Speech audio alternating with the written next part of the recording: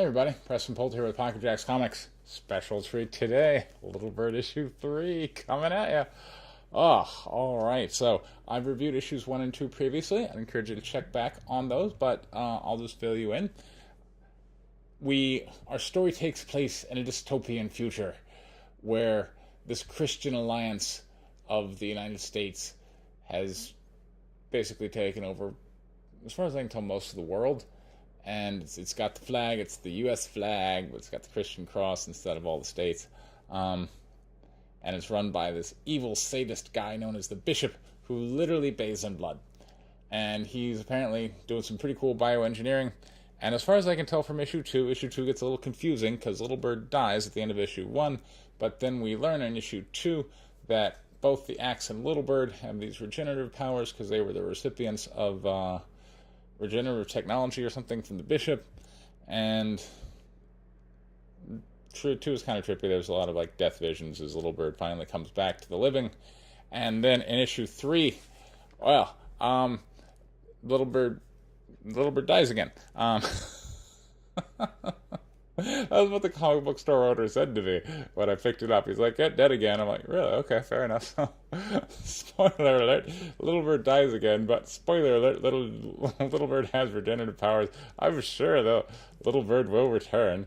Had some feels on this one. It's after we finished setting up all the social justice porn of 1 and 2, and then the evil Christians with their big raging erections came and we're trying to find this poor pregnant woman. It's like Alabama voted for the but we had to get down to some storytelling. Issue 3, I gotta say, held my interest.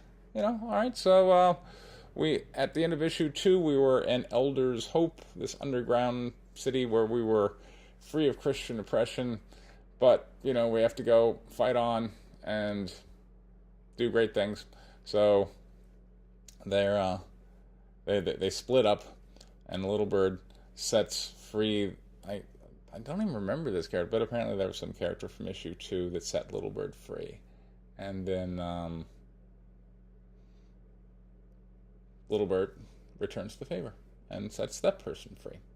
And so then we got the Axe, who gets captured by the sergeant, who turns the Axe over to the Bishop.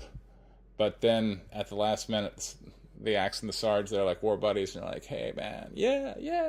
And so Sarge sets the Axe free, and the Axe gets his axe and gets absolutely clobbered by the Bishop's forces. As he puts it, looks like they've got some upgrades. So, Upgrades. And meanwhile, the person Little Bird set free betrays Little Bird and turns Little Bird over to the service. And so then, boom, here, Little Bird, who now we're figuring out is a woman, shows up, and maybe they're related. Maybe that's why they both have regenerative powers, the Axe and Little Bird. And so the Axe is like, "No, my daughter, bad things happen to the Axe." And then the Bishop cuts the Axe into several pieces, and the Axe is like, I love my daughter a little bit, whatever. And then the Bishop is like, "Skewer Little Bird." And I guess that's the end of the story, right? Issue 3, it's all nicely wrapped up. I'm not expecting any more issues after that. All the good guys, all 2 of them, have been killed. The bad guys have triumphed. Hooray! Of course, I know that's not really what's going to happen. I'm sure regenerative properties, they'll come back in issue 4, more messed up than ever. I got to give the writers props. Okay, story's interesting. I wish it were a lot less weird. I remember watching that movie Existenz. I don't even remember, like late 90s. It felt very much like The Matrix. There were like realities within realities, or like the 13th floor or something.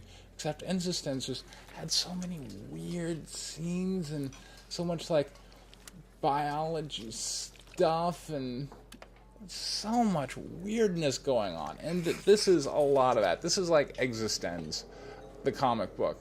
There's just so much weird stuff and biology stuff, and I wish we could step back from the weirdness for a little bit. But anyway, moving right along.